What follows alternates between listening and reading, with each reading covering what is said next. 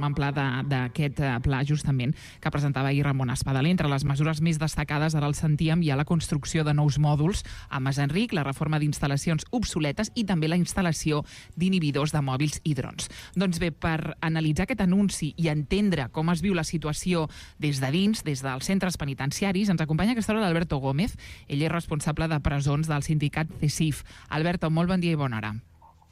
Hola, bon dia. Alberto, com valoreu des del vostre sindicat la situació actual de les presons a Catalunya? Realment estem al límit de la saturació, com explicava el propi conseller de Justícia, Ramon Espadaler? Sí, la situació és molt crítica. Ja fa mesos que nosaltres venim denunciant la situació, perquè hi ha centres com, per posar un exemple, Brians 2, que abans de l'estiu estaven en una xifra mai vista des de la seva inauguració. Llavors sí que és un problema la massificació d'interns i la falta de mitjans i d'instal·lacions. O sigui que sí que és una problemàtica molt gran. Quines conseqüències, Alberto, perquè ens puguem fer una idea, no? Té aquesta saturació pels treballadors penitenciaris? Home, doncs clar, no és el mateix treballar en un mòdul amb 140, 112 persones que treballen en un mòdul amb 220 i pico, perquè a més teniu en compte que la ràtio de funcionari pres es dispara, perquè no es fa més contractació dins de l'àmbit penitenciari. Llavors tot es multiplica, les situacions crítiques, alteracions regimentals, possibles entrades de droga, tot es complica. És multiplicar-te per 2, però amb el mateix nombre de treballadors i treballadores. Alberto, no sé si vas seguir ahir aquesta roda de premsa de Ramon Espadaler, aquesta presentació d'aquest pla, no?, per fer front justament a aquesta saturació, com deia, del sistema penitenciari català. Com valoreu, no?, des del vostre sindicat, aquestes mesures anunciades pel conseller? Són suficients? Són mesures que s'han de començar en algun moment, no? No podem tenir uns serveis penitenciaris al segle XXI amb uns mitjans del segle XX. No és possible que un recinte que el que ha de garantir és la seguretat i que no s'entri drogues, mòbils, no tingui uns inhibidors, no tingui uns detectors corporals. Ara mateix una gran problemàtica és els drons, perquè no és només que puguin entrar droga, que sí, que és un problema, però és que poden entrar qualsevol tipus d'artilugi, diguem-ne una pistola. És que la seguretat dels treballadors i treballadores penitenciaris està molt vulnerable. Llavors, aquestes mesures ja es tindrien que haver implementat, ja es tindrien que haver anat posant a poc, o sigui que molt bé, les valorem molt bé, però en el millor dels casos no hi seran abans de 2 o 3 anys, per temes, com sempre, pressupostaris, perquè això és una cosa que nosaltres volem denunciar dins de l'administració catalana. Els serveis penitenciaris i el col·lectiu penitenciari som el germà pobre de tota la funció pública i, benvingut sigui, clar, evidentment.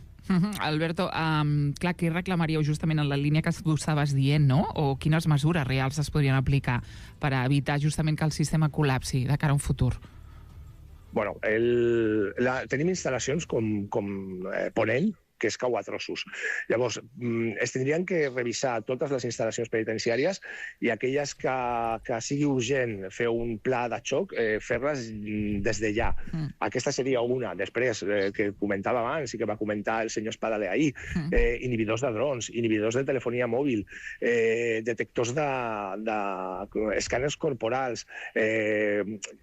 Clar, ara els hi tocarà als companys de Masenric, sembla ser, la construcció d'aquests 2 nous mòduls per alleugerir la pressió que tenim ara mateix de població penitenciària, perquè, a més, les xifres i les estadístiques apunten a que anirà creixent. El que passa és que va creixent a un ritme que se'ns escapa del control. I després, el que diem sempre, si ja abans d'aquesta situació nosaltres sempre hem demanat més personal perquè la ràtio que tenim entre funcionari intern està superdesfasada, doncs imagina't ara, no? O sigui, continuem apostant per una implementació de més personal, i després velles reivindicacions que sembla ser que no tenen res a veure, però són molt importants, i són aquestes que només fa falta manca de voluntat política, que és reconeixement d'agents de l'autoritat i jubilació anticipada per tot el personal que treballi dins de les presons. Aquestes dues mesures no és un esforç econòmic i només amb voluntat política es pot tirar endavant.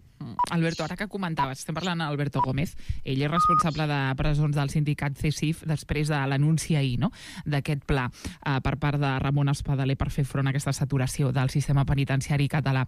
Alberto, deixem incidir sobretot en les condicions laborals, no? Preguntar-te, de fet, abans ja ens ho explicaves, no?, com està afectant aquest augment de presos a la plantilla, aquestes condicions laborals dels funcionaris, falta personal i, en aquest sentit, el nivell d'estrès i conflictivitat, no?, als centres. Sí.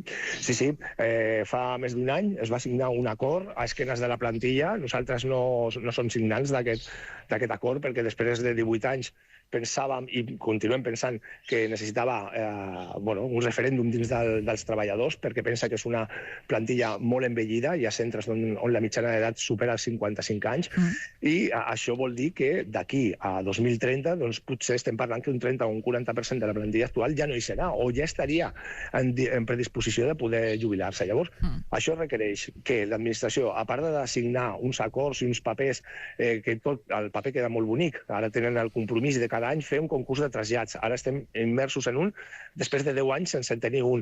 En unes oposicions, ara estem immersos en una, després de 3 o 4 anys sense tenir una.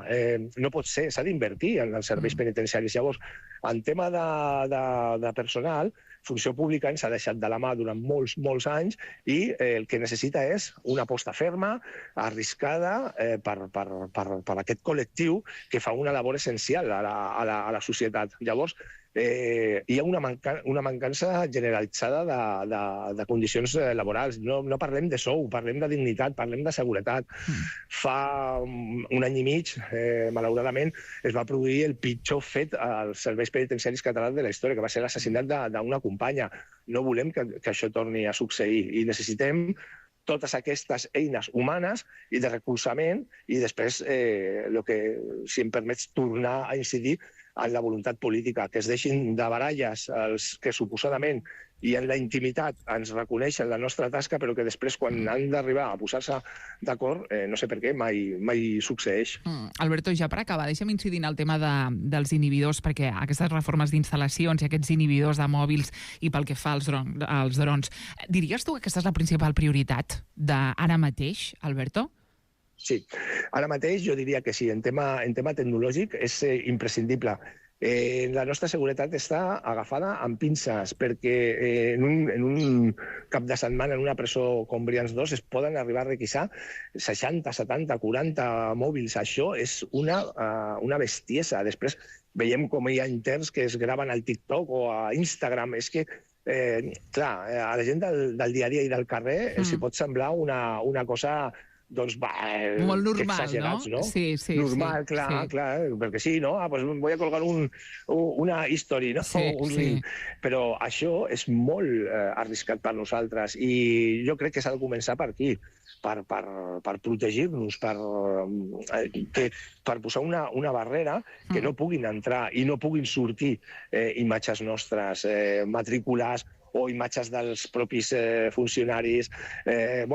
També, i si tinc un minut de temps, et diré que durant les últimes 2 dècades, o l'última dècada principalment, hem rebut unes pressions molt fortes des d'associacions externes al sistema penitenciari i que només es lucren de la seva suposada feina de preservació dels drets humans dels interns, quan els principals valedors d'aquests drets humans som nosaltres. I aquestes associacions, en connivència amb governs d'Esquerra Republicana, CUP i altres socis de govern, ens ha fet molt mal, i això, revertir-ho, és molt complicat. I necessitem que la societat sàpiga en tot moment que la tasca i la feina que fem està sota la legalitat més absoluta i no hi ha cap vulneració dels drets de la població reclusa. Quan deies aquestes pressions, Alberto, què et referies tu, no?, d'aquestes associacions?